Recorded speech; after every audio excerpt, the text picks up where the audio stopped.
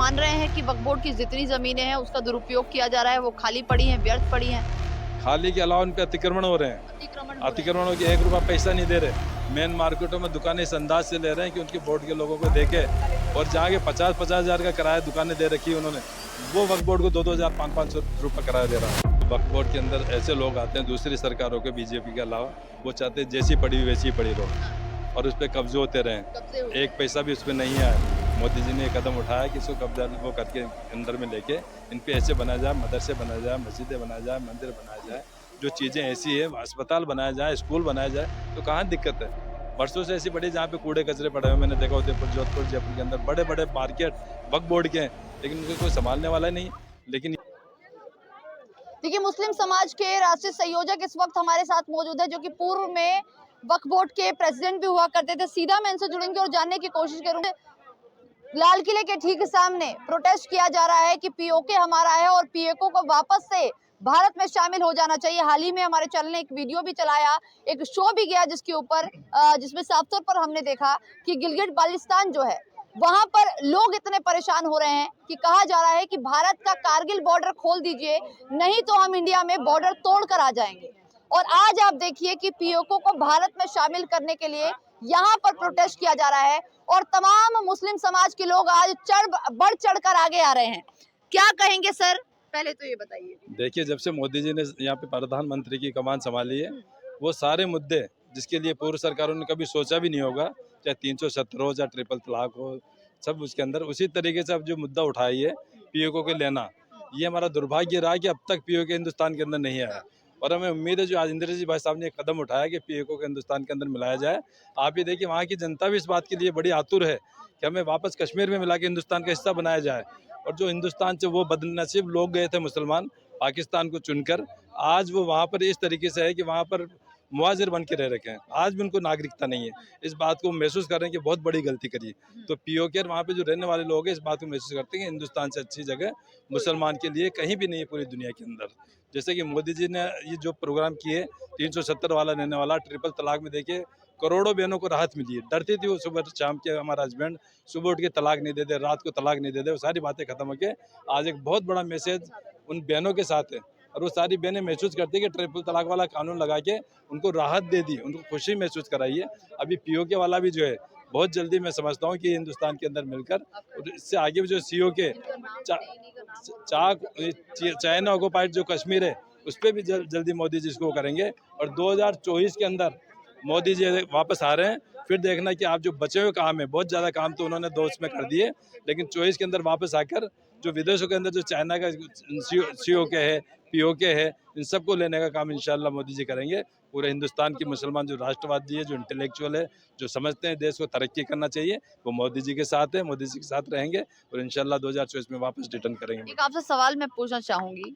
आप कह रहे हैं कि मुसलमान मोदी जी के साथ हैं, फिर मुसलमान समाज के कुछ लोग हैं जिसमें एक नाम आता है मोहम्मद मौलाना मदीना, वो साफ तौर पर कह रहे हैं कि जब तक बीजेपी की सरकार रहेगी तब तक मुस्लिम खतरे में रहेगा। ऐसा क्यों कह रहे हैं? जिन लोगों को अपनी दुकानें बंद होती हुई नजर आ रही है, चाहे वो कश्मीर हो, चाहे हिंदुस्तान के उलेमा हो, चाहे इस तरह के लोग हो, वो इन बात को कह रहे हैं कि हमारे हाथ से निकल रहा है मुस्लिम, वो चाह रहे हैं हमारे पास बंधे हुए रहें, जो हम कहें उसी पे जिंदाबाद कहें। अब मुस्लिम इंटेलेक्चुअल हो गया। कांग्रेस सरकार ने स्थिति कर दी थी कि मुसलमान को इलिटरेट कर दिया था, अनएजुकेटेड कर दिया था, अनपढ़ करके रख दिया था, तो महसूस ही नहीं कर सकते हमारे साथ क्या होना चाहिए। अब मुस्लिम समझने लगा इस बात को, जब मोदी जी ने कहा एक हाथ में कुरान और एक हाथ में लैपटॉप होना चाहिए, तो मुस्लिम इस बात को महसूस कर रहा है कि हमारे बच्चे कहाँ जाना चाहिए, कैसे पढ़ना चाहिए, कैसी एजुकेशन होनी चाहिए। उन सबको देखते हुए मुसलमान का, हिंदुस्तान का मुसलमान तरक्की कर रहा है, एजुकेशन ले रहा है, सर्विस में आ रहा है, और हर तरीके जो योजनाएं दे रहे हैं वो सिर्फ हिंदुओं के लिए नहीं है, पूरे हिंदुस्तान के अंदर मुसलमानों के लिए योजना निकाल रहे हैं। तो आज मुस्लिम इस बात की सेटिस्फाई है। वो जो दुकानदार हैं, वो ऐसे लोग हैं जिनकी दुकानें खत्म हो रही है, वो मुस्लिम ये कह रहे हैं कि मोदी जी नहीं आएंगे, मोदी जी गलत है, लेकिन ज़्यादातर मुस्लिम जो है आज हिंदुस्तान में चाहता है मोदी जी 2024 में वापस आए और आकर इस देश को जिस तरीके से आगे बढ़ाया है, चंद्रयान जैसी जगह पे उन्होंने अपना झंडा लगा दिया, तिरंगा, और यहाँ पे G20 जैसे के अंदर करके राजस्थान, ये हिंदुस्तान जो है ये बल्कि गुरु, विश्व गुरु बनने वाला नहीं बल्कि बन चुका, उनकी अध्यक्षता करके, उनका लीडरशिप करके बता चुके कि पूरे देश के अंदर, पूरी दुनिया के अंदर मोदी जी एक अच्छे लीडर, अच्छे सेवक, अच्छे कार्यकर्ता देश के अंदर साबित हुए हैं। एक सवाल मैं आपसे पूछना चाहूंगी। आप तो खुद पूर्व में वक्फ बोर्ड के प्रेसिडेंट रह चुके हैं, क्या समझे वक्फ बोर्ड की जमीन पर अब केंद्र सरकार अपना हक जताना चाह रही है, उसको वापस लेना चाह रही है, क्या वो सही है? देखिए एक बात बताऊं, जमीनें ऐसी पड़ी हुई है जैसे बर्बाद हुई पड़ी हो। और आज रेलवे के बाद आज पूरे हिंदुस्तान के अंदर जो वक्फ बोर्ड की जमीनें बहुत है। 21,000 से ज्यादा अकेले राजस्थान के अंदर जायदादें थी, लेकिन उनको संभालने का सरकारों ने कुछ काम नहीं किया। लेकिन जब से बीजेपी सरकार राजस्थान में आती है, हिंदुस्तान के अंदर मोदी सरकार आई है, उन जमीनों को यूज करके उनको काम करके उसके अंदर कुछ भी पैसा वो ले, कुछ स्टेट को दे तो उसका फायदा होगा।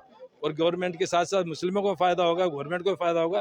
इन चीज़ों को नेगेटिव साइड ले जा रहे हैं। हमारे पास जमीन ले रही है, मेरे पास भी मुख्तार अब्बास नकवी साहब ने कहा था कि जमीन पड़ी है 29 बीघा, इसके अंदर कुछ ऐसे मॉल और ऐसी मस्जिद ऐसे दरगाह बनाए जिससे इनकम हो, ताकि राष्ट्र को भी हो और स्टेट को भी हो और मुस्लिम को समाज को।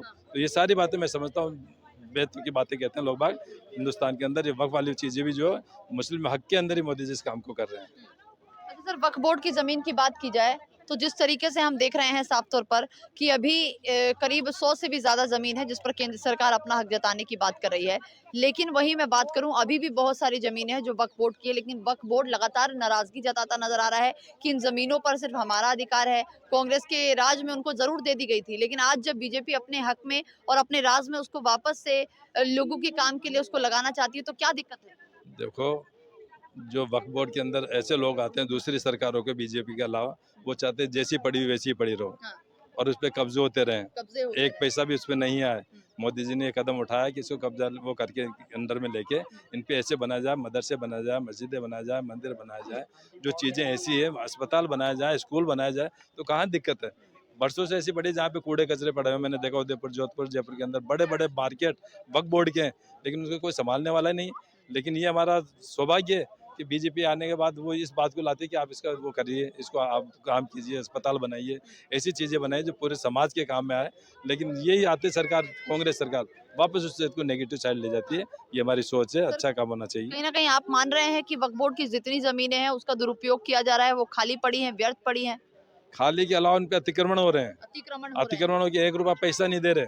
मेन मार्केटों में दुकानें इस अंदाज से ले रहे हैं कि उनके बोर्ड के लोगों को देखे, और जहाँ के 50-50 हज़ार का किराया दुकानें दे रखी है उन्होंने, वो वक्फ बोर्ड को 2-2 हज़ार 500 रुपये किराया दे रहा है। जयपुर के अंदर MI रोड के ऊपर देख लीजिए, 2,000, 2,500, 3,000 वक्फ बोर्ड को दे रहा है, और उसने दूसरे को 50,000, 60,000, 70,000 में दे रखा।